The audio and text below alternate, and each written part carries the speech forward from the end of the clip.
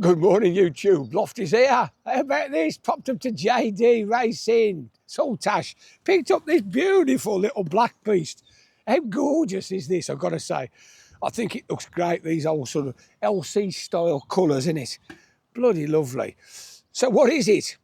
It's a Suzuki GSX8 TT. 26 model. How about that? Absolutely gorgeous. Anyway, if you're interested in seeing Lofty ride the GSX8T, you stick around.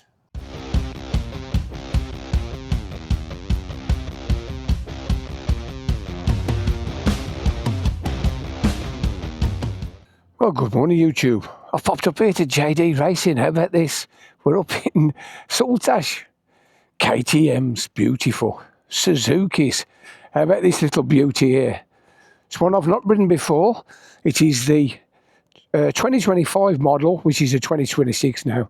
It's the Suzuki GSX8 TT. Let's give this some thrash.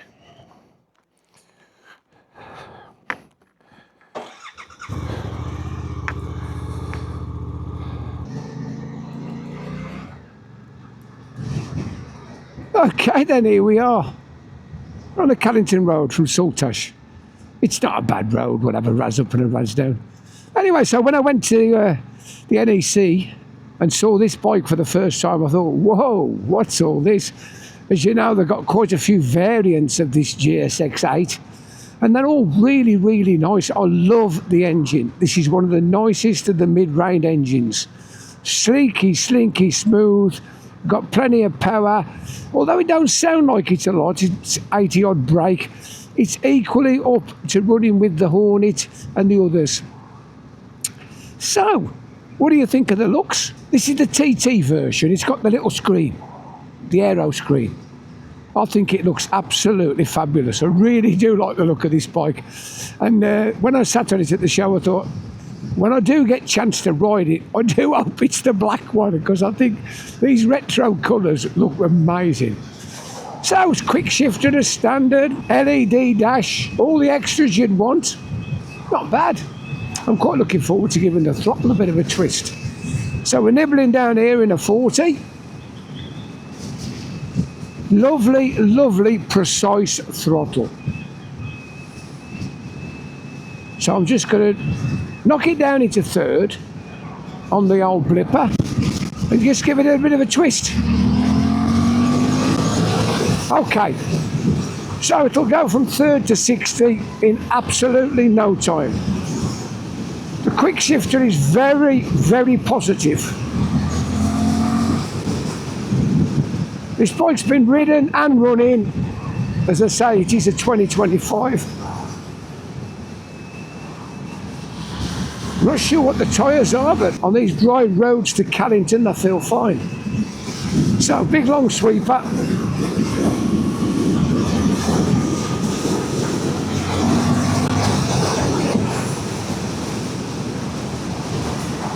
Settle down at a steady 60. So, I'm getting lots of wind, bit of noise, no buffeting, it's all fresh air. Bar end mirrors are a nice touch. So just drop it down, it's 30, and we'll go around the island.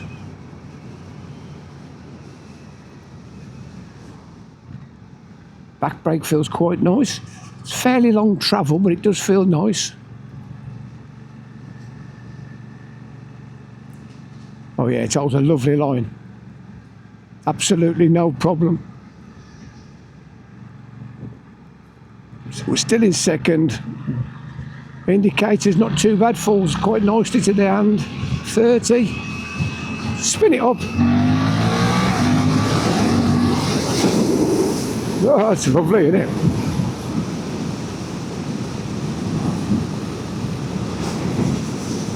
Down the big dip.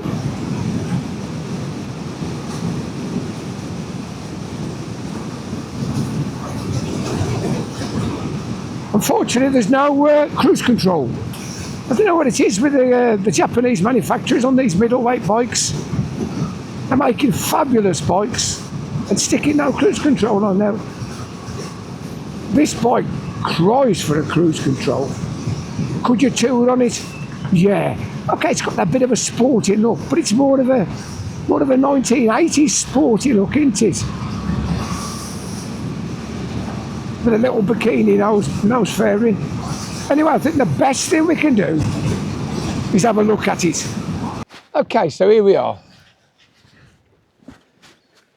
Pretty standardised. Nice backstop. Feet up, toes on, feet on. As you know, I'm 6'5", 16.5 stone. I find this bike very comfortable. In fact, I find it more comfortable than a Hornet. The cutaway there is superb. I can get my knees tucked in against the bump stop. She's really comfortable. What do you think? I'm liking it already. Let's have a bit of a look, see? And a look at the dash. Looks good from the front, doesn't it? I like that little nose fairing. It's got the GSX8 on the side. Lovely colours. Black, like a crimsony red with a yellow. The wheels are a similar colour.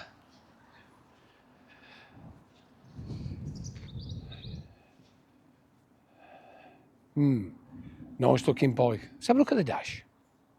Okay, switch her on.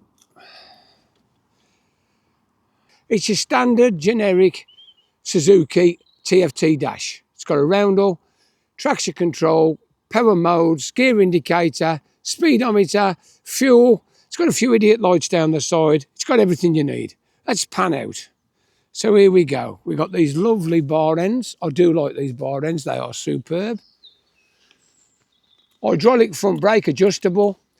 One switch start stop. Hazard warnings. As I say, it's got a key coming across.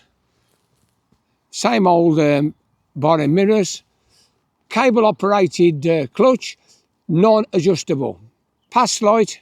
Mode button for your traction controls and your actual modes A, B and C, or traction, full traction 3.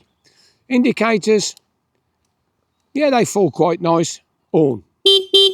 Bit of a pipper, isn't it? Let's have a listen to it. Fairly subdued at tick over. Nice burble. So we've got one of these little stubby under the bike pipes. It's underneath the swing arm.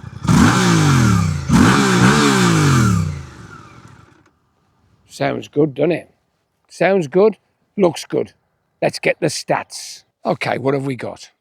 2026 model Suzuki GSX8 TT. The one with the naked, no fairing, virtually identical bike is called the GSX8T. There's 400 to 500 quid difference, that's all. But you're paying for the nose cone, a bit of a belly pan. 776cc liquid cooled, 8-valve parallel twin. This is the one that's been around a couple of years now. 6-speed chain drive. 82 brake horsepower and 57.2 foot-pounds. Fairly standard seat at 810 millimetres, 203 kilograms wet. That's very respectable. 16.5 litre tank should give you about 67 to the gallon and around a 245 mile tank full to empty. Not bad at all. Let's have a look at the front end.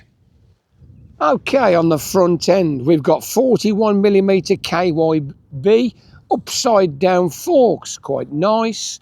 We're running a 120/70/17, which is a Dunlop Sport Max 2. They're not bad, they're okay, they're respectable.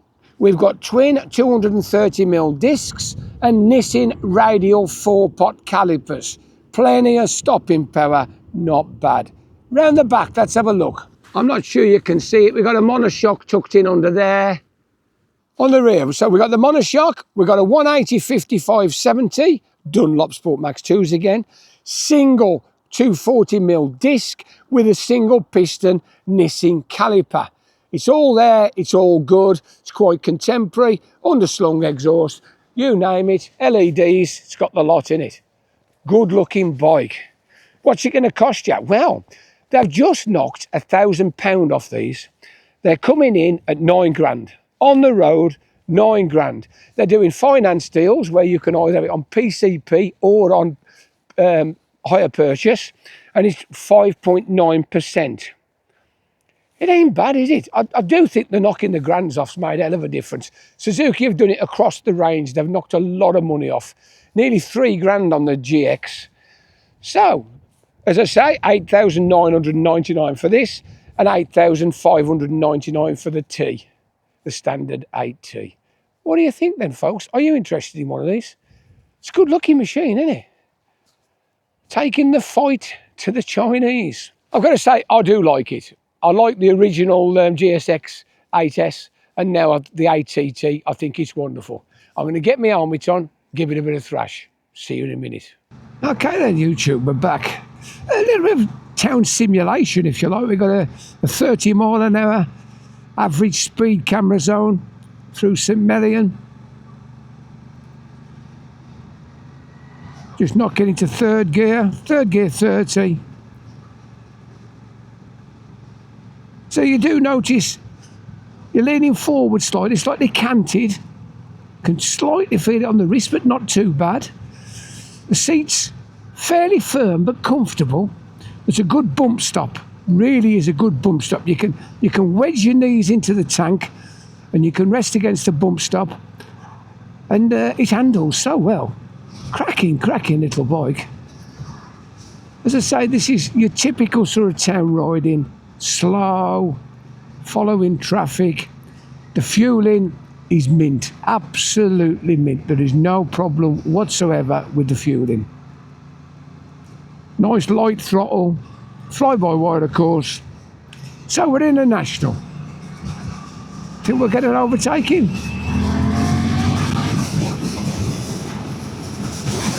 All clear behind. Let's have a look. We'll do one anyway. Yeah, easy. As I said, this engine is better than the figures say. It really does fly. Got loads and loads and loads of torque. So we'll have a raz up the road here and see if we get another overtaking. We'll do a bit of a brake test in a minute.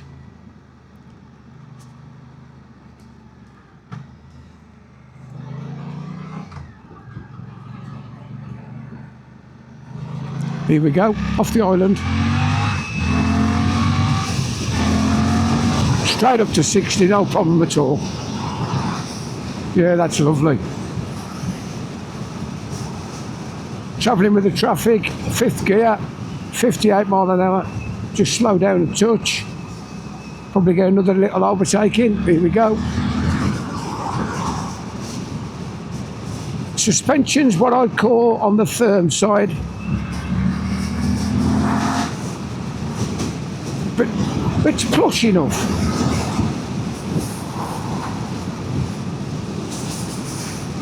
There's Kittle in the distance.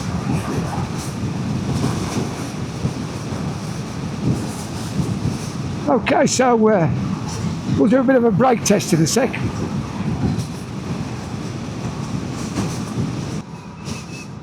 Okay, so here we are. What are we doing? 4th gear, 48 mile an hour, back brake. Yeah, not bad. Not bad at all. No skipping, no dancing, no locking up, nothing. Front brake. Absolutely superb. That one works. So we're on a bit of a downhill section, 45 mile an hour, front and back. Yeah, that's super. Absolutely super. There's nothing behind us. It's a lovely peppy little engine, this. The indicator's not quite full to the thumb, but they're okay. So here we go, give it a bit of thrash again. That quick shifter is superb. I mean, it really is slick. So we're in top gear, cruising along, 60 mile an hour. Unfortunately, I can't take it on a dual carriageway. The nearest one's the other side of the Tamar Bridge, and there's 20-minute queues. Or back up to the A30, which is the opposite direction. Okay, so although the fueling's perfect, there's a little bit of transmission lash. I'll put it in second. So it picks up nice. And as you just throttle it off, it just drops away. It's just a little bit of transmission lash. But apart from that, that's good. Stick it back in third gear. It is smooth. So smooth. Bit of luck, we'll get an overtaking. You've got to play up it, yeah, have a bit of fun. I think for a small bike, it's to make you quite naughty, this would, you know. It's got that feeling about it. Here we go. Third gear. Easy peasy. Little bit of breakage through the chicane. That's nice. Flickable. Picking up. Cheeky little overtaking. Just a nice little momentum overtake. No need to give it too much. So we're cruising along 60 mile an hour. Put it in top. Yeah, I like this bike. I like a lot about it. I like the colour. I think the price is acceptable now. £9 grand. When you think you can buy a Hornet 1000 for more or less £9 grand, just look a bit pricey. But I think in the long run, this would be a better bike than the Hornet 1000.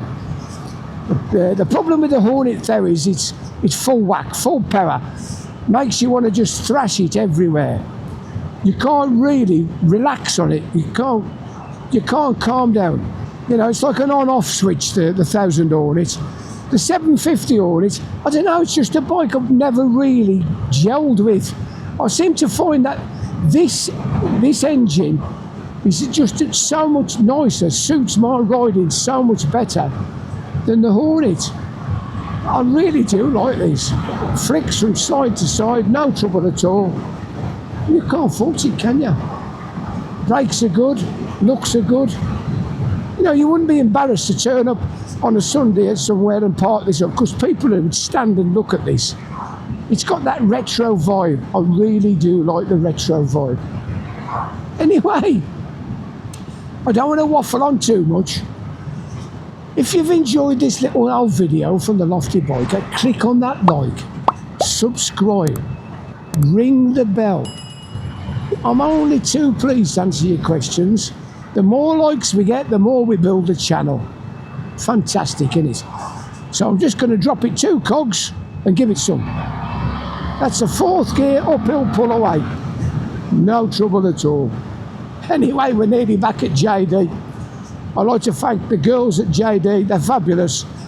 If you're looking for a really friendly local dealership and you want to buy a Suzuki or a KTM, pop and see the girls at JD. You won't be disappointed.